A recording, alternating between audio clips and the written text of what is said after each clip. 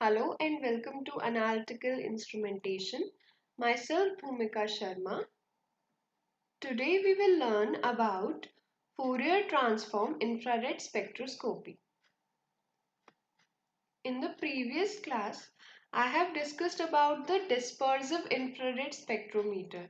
So, the dispersive infrared spectrometer is replaced by Fourier transform infrared spectrometer because of its high speed, its high sensitivity, less signal to noise ratio. So here we will discuss about the components of spectrometer.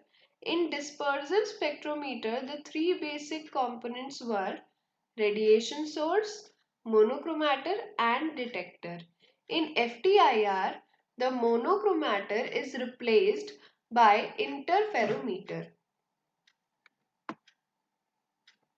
And the source of radiation and detector for both the spectrometers are the same. So this is the FTIR spectrometer design. Here the radiation source with the IR radiation source. From the IR radiation source, the IR radiations will be transferred, directed towards the beam splitter. What is the function of the beam splitter? Firstly, it is placed at 45-degree angles. It splits the IR radiation into two. Half of the IR radiation will reach the movable mirror and the other half will reach the fixed mirror. After reflection from these mirrors, the half radiation would reach the movable mirror again. Half radiation from the movable mirror would reach the beam splitter again and also from the fixed mirror. So the radiation will combine and then directed towards the sample chamber and then towards the detector. Why is purging necessary? So, the optical bench is purged with an inert gas that may be nitrogen or helium.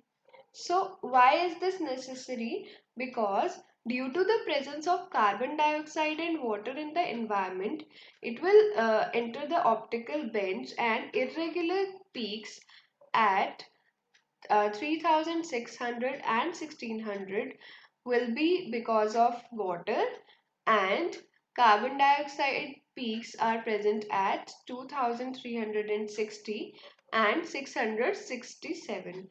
These peaks would interfere with the results of analyte. That is why purging is required. So as I've already told you that source of radiation would be the same.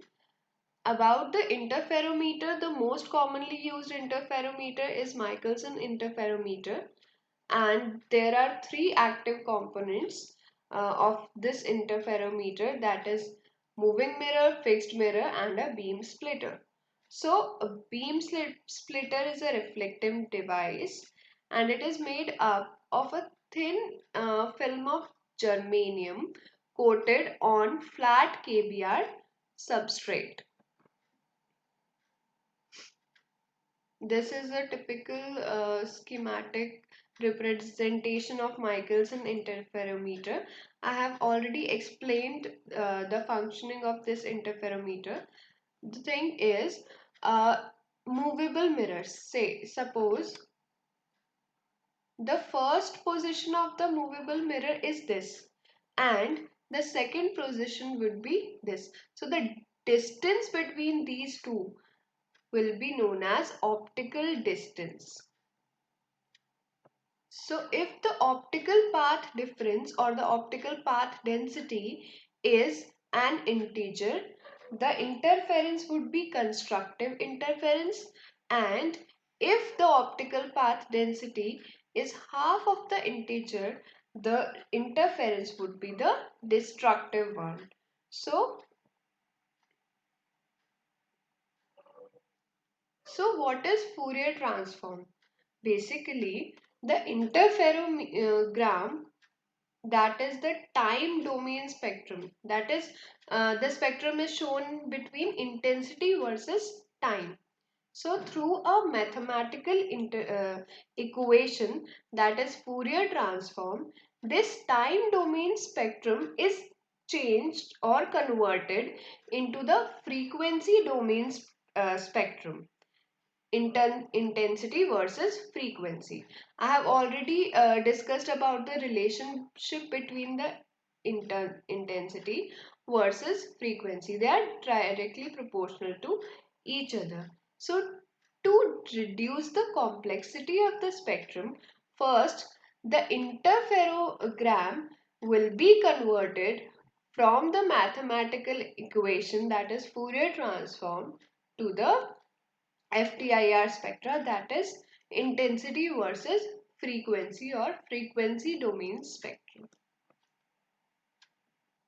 About the detectors, there is an internal reference standard, that is helium neon laser is used, and it is focused on a separate detector.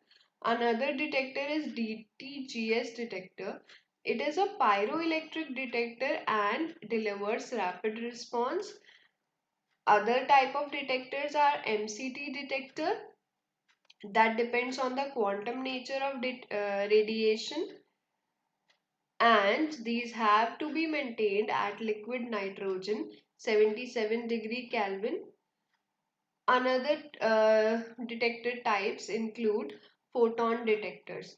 You can watch my previous video for the details about the detectors.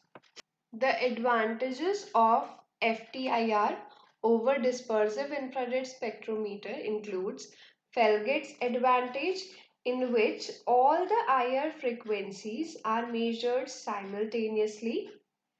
Jackinet advantage, in which the optical through output is increased.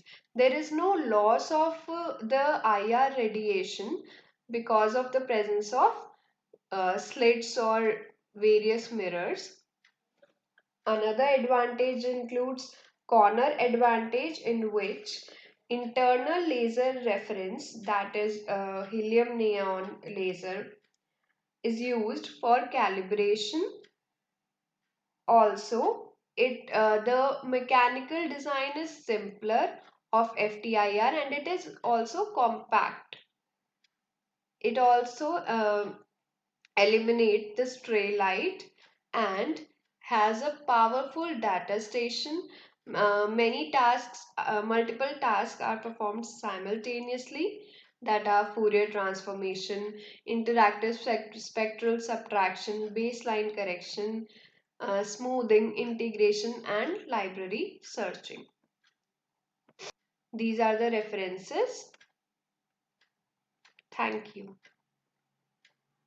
For more such videos, you may subscribe to my YouTube channel, Analytical Instrumentation. Thank you.